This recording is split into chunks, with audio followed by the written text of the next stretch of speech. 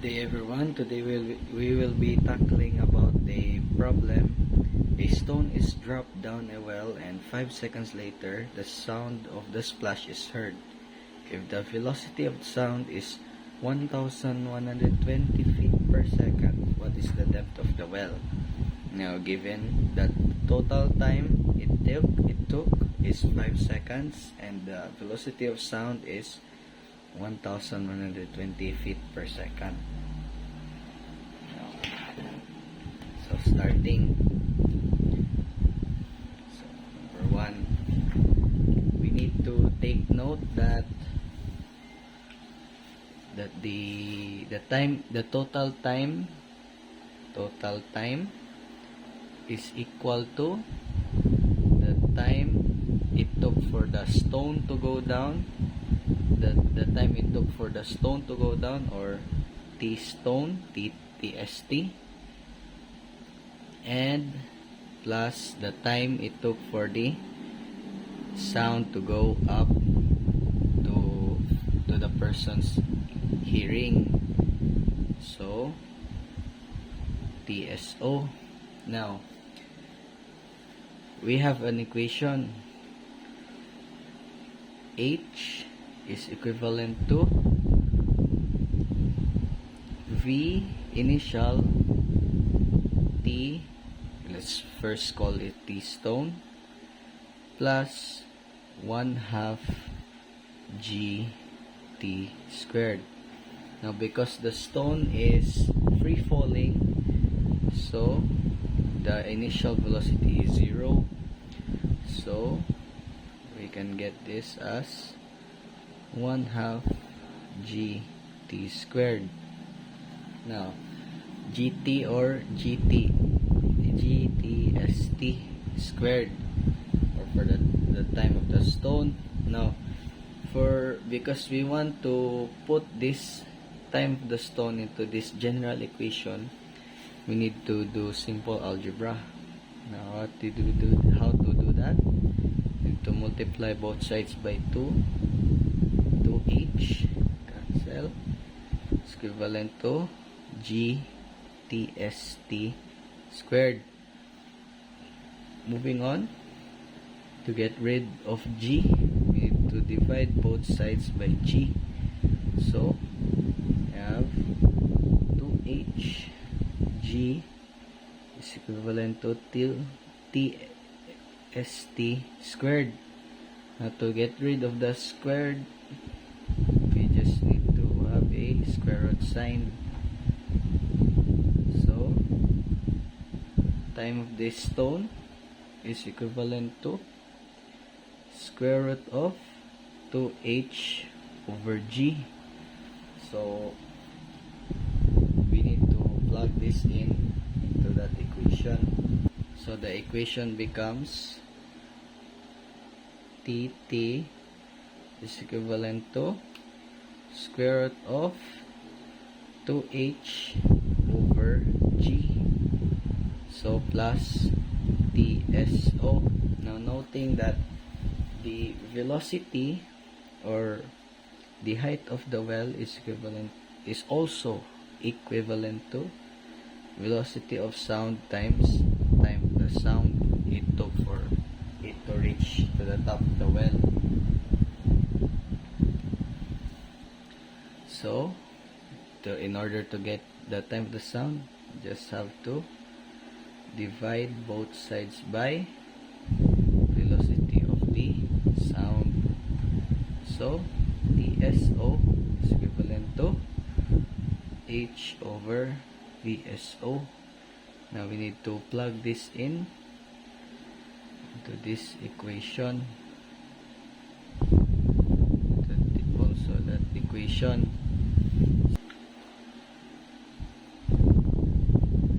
TT is equivalent to square root of 2h over G plus the one that we got earlier, H over VSO.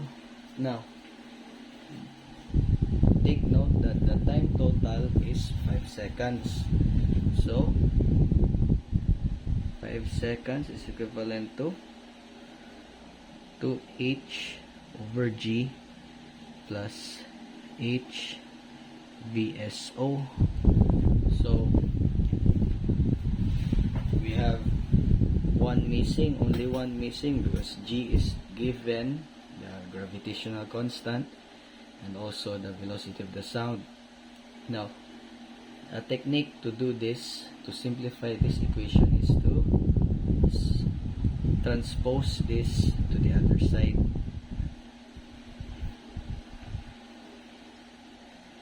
Transpose this equation to the other side. So we have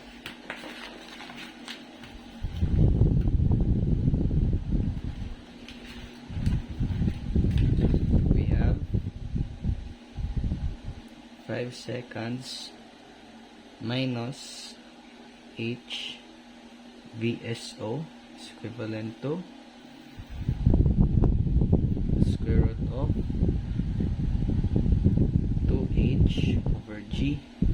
Now this simplifies the equation. So to get rid of the square root sign, you just need to square both sides. So cancel. We have this equation. So 5s, or 5 seconds minus h over VSO squared is equivalent to 2h over g. Now, in order to, because we have no more space, I'll erase this side. We still have space, so I'll show you a shortcut. So in order to do this, just need to simply do this. 5 times 5 is 25 seconds squared, minus 5 seconds times this, h over VSO, times 2. So 2 times 5h over VSO plus, because we need to square this, h squared over VSO is equivalent to 2h over g. So we have 25 seconds squared minus 10h over, or 10 seconds h over VSO plus h squared over VSO squared is equivalent to 2h over g. This is our general equation to get the answer. So we have no more space. Now, further simplify, just need to transpose this to the other side here.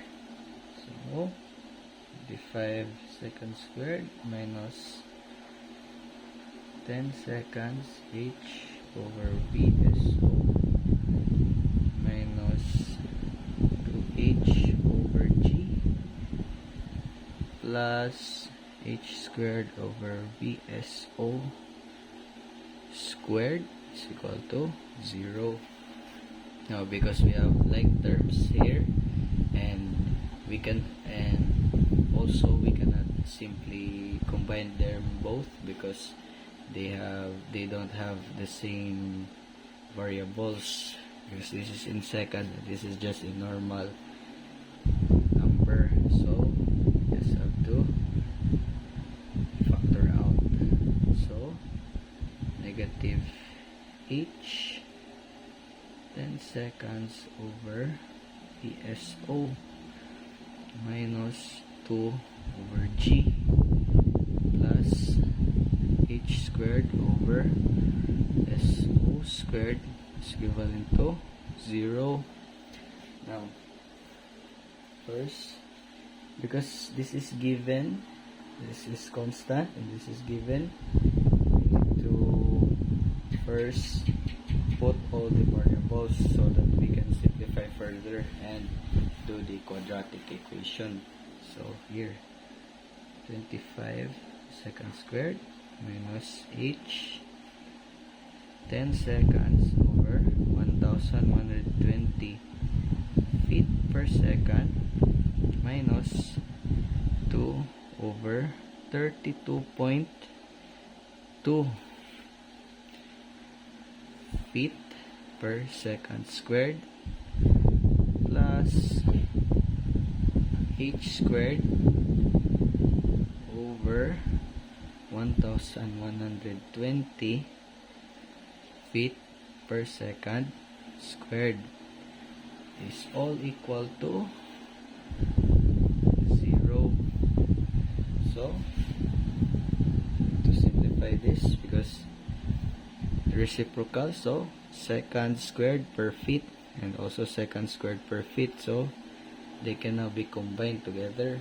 So here 25 second squared minus, let's just do the calculator here. So 10 over 1120 plus I'm sorry plus because we took out the negative h, so it's plus 2 over 32 2. So we have 183 over 250 over 2576 here, 183 over 2576. So minus h, 183 over 2576 second squared per feet h plus 1 over 1120 squared is equal to 1 over 1,254,400. Second squared per feet squared. So 1 over 1,254,400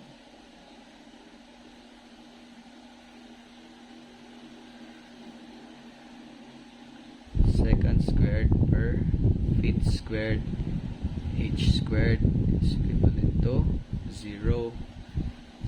So we can do the quadratic equation because we have a constant, a variable to the first power, and a second variable to the second power.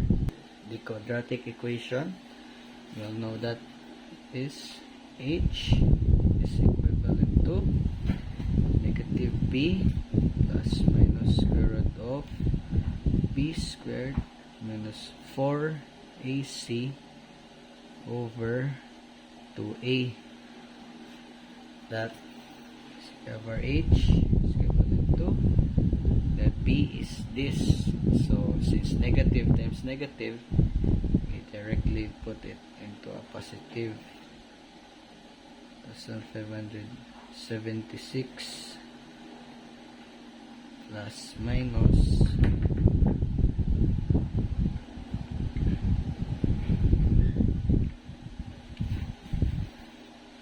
square root of negative 183 over 2576 squared minus 4. The a is this is the a, 1 over 1,254,400 400 times then 25.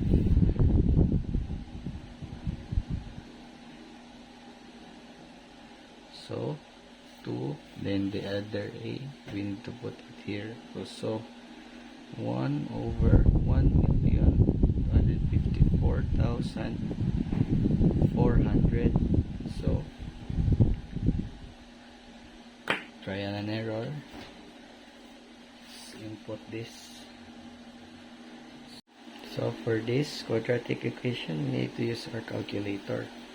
So, our fraction 4, 183 over 2576 plus square root of negative 183 over 2576 squared minus 4, 1 over 1, 254, 400 times 25 over 2 times 1 over 1, 254, 400. But this hike is very big, so it is very impractical because the total time for the ball to fall down to the depths or the surface of the water and the sound of the splash coming back to the ear is only 5 seconds. So to fix that, just need to fix the plus sign to a negative sign. So for the less, this is the right answer because in a quadratic equation, one is right and the other is wrong. So if the other is wrong or it's unreasonable, then this one is always right. So the answer is 353.31 feet.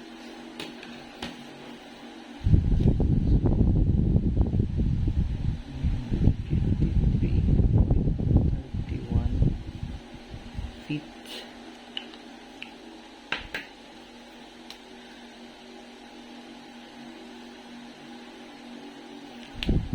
Thank you for watching and have a nice day. See you on the next one. Please subscribe and like my video.